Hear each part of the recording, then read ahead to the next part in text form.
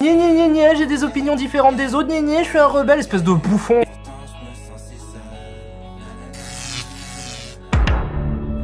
Salut et bienvenue dans ce deuxième numéro de Sur les seuls à détester, cette fois-ci spéciale série. J'espère que vous serez satisfait de ce choix. Ouais. Attention, qui dit série dit évidemment spoil, donc il y aura quelquefois des timers qui vous permettront de passer des passages si besoin. On est sur une vraie bonne nouvelle.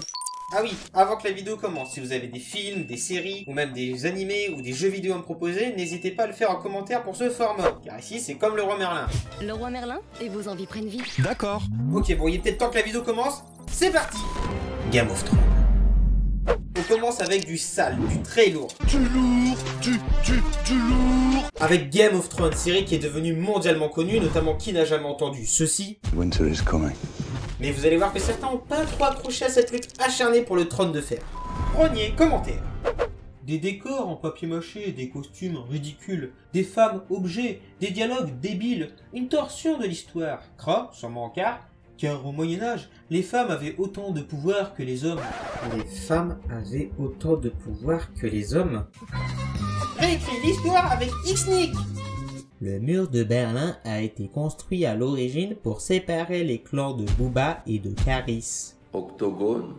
Le crash boursier de 1929 et la Grande Dépression qui suivirent sont à mettre en corrélation avec les statistiques de la chaîne de Maouno.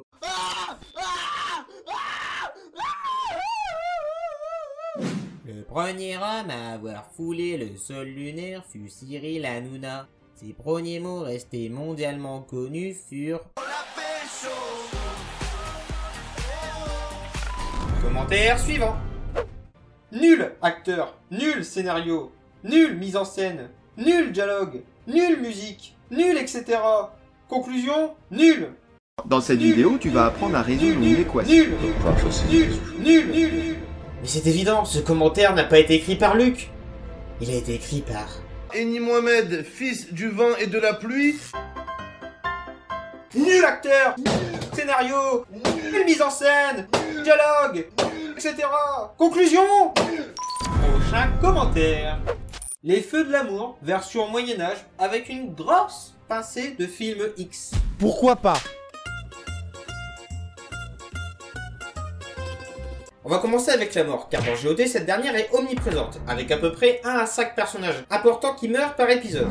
Et sur mes recherches, la mort elle est aussi présente dans les Feux de l'amour, avec 120 morts. Pour 11 000 épisodes. Après, les morts sont peut-être plus impressionnants.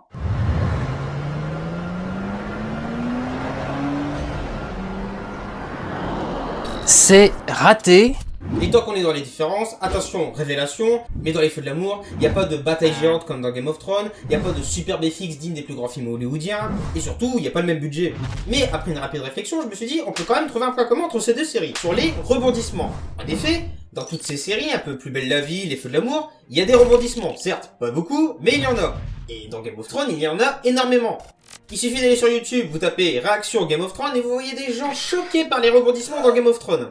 Et si vous tapez sur YouTube réaction les Feux de l'amour, bon bah vous trouvez absolument rien, faut pas non plus. Mais c'est peut-être juste un problème de popularité. Et c'est pas non plus le même public. Mais grâce à la magie du montage maintenant, il y a une vidéo qui existe. Justement, ça me regarde de près. Parce que Dylan est mon fils. Dylan est mon fils, vous entendez?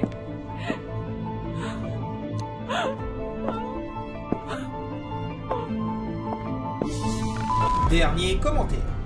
Cette série est nulle, archi nulle. Tous les gens qui mettent de bonnes notes sous signe de pseudo-art aiment seulement les scènes pornographiques. Regarde. 0. Bon à rien. Incapable. Allez hop. Game of Thrones, c'est fini. Prochaine série. Stranger Things. Cette série est l'un des plus beaux bébés du géant Netflix. Cette série qui sent bon les années 80, dans son ambiance, a obtenu de nombreuses récompenses et de succès. Stranger Things raconte la vie d'un groupe d'enfants qui vont se retrouver en plein milieu d'une affaire paranormale et d'un complot étatique, suite à la disparition de l'un d'entre eux. Une série flippante mais délicieuse à regarder. Première critique. La seule chose étrange, c'est l'incompréhensible engouement pour cette sale daube Netflix. C'est de la bonne SF, uniquement si SF signifie série foireuse. Fais-tu encore avec ta gueule? Prochaine critique. Ils sont gentils ces petits gamins.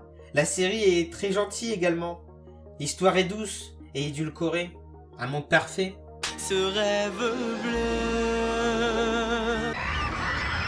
Super génial.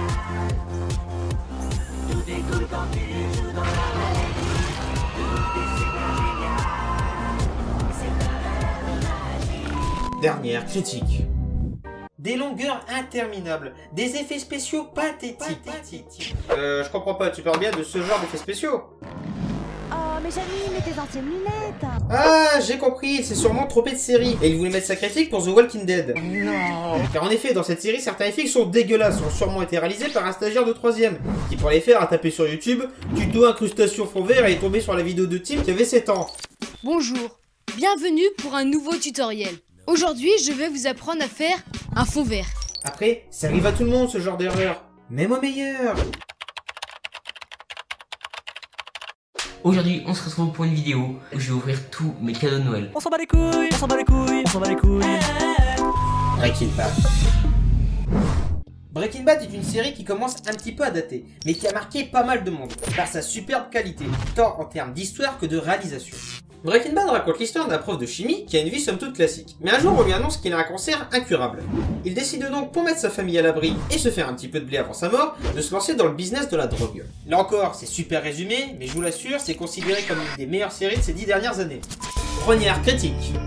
C'est tellement lent et plein de clichés. Plein de clichés. T'es sûr, Sullivan? T'es sûr? Oui. Hein? Oui. Hein? Oui. Hein? Oui. T'es sûr? Oui. Hein? Oui. Bah oui, il a raison Sullivan, c'est tellement cliché de voir un prof de chimie sans histoire qui est rangé dans la vie devenir cuistot et dealer de drogue.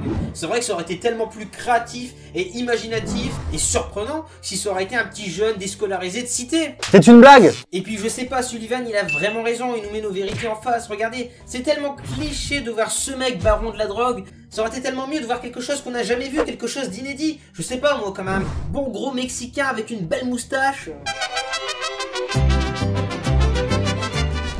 Critique suivante. Attention, voici la meilleure critique de cette vidéo, sobrement intitulée « Une série qui plaira aux blédards ». Je résume cette série. Breaking Bad a un cancer. Bon bah moi perso je sais pas c'est qui Breaking Bad, si quelqu'un a regardé la série il peut me dire c'est qui. Je suis curieux de savoir. Il se réfugie dans la drogue et il aime ça. On devrait avoir honte de faire passer ce genre de message. C'est scandaleux. Et là, non, il a craqué. Mais il a complètement craqué. La rumeur était donc vraie. Retour de l'enfant prodigue. Moi, les histoires sur la drogue, je ne trouve pas ça drôle.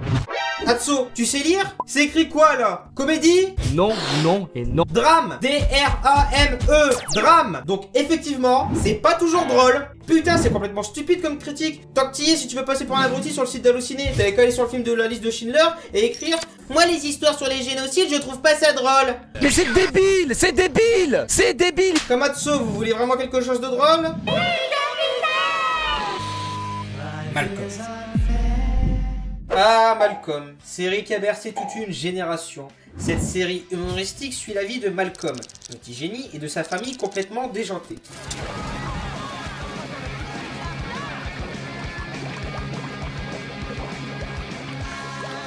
Cette série est considérée comme la meilleure série de tous les temps pour toute une génération. Et ça s'est confirmé durant mes recherches car j'ai trouvé qu'une seule vraie critique exploitable.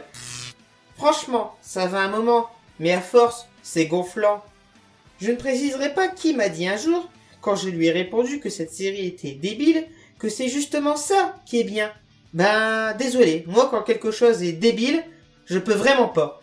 C'est le meilleur moyen de devenir aussi débile que les héros de cette série. Et je comprends. Ça n'a aucun sens ceci. C'est complètement stupide comme raisonnement, c'est pas parce que je regarde un film sur Jack l'Éventreur que je vais devenir tueur en série. Voilà. Et même si Malcolm c'était débile, c'était bien fait, il y avait une bonne morale. Voilà gros. Parce qu'aujourd'hui, bah les nouvelles générations, ils regardent aussi des choses débiles. Sauf que eux, c'est de la merde. Bougez-vous le cul! Bougez-vous le cul! Voilà gros.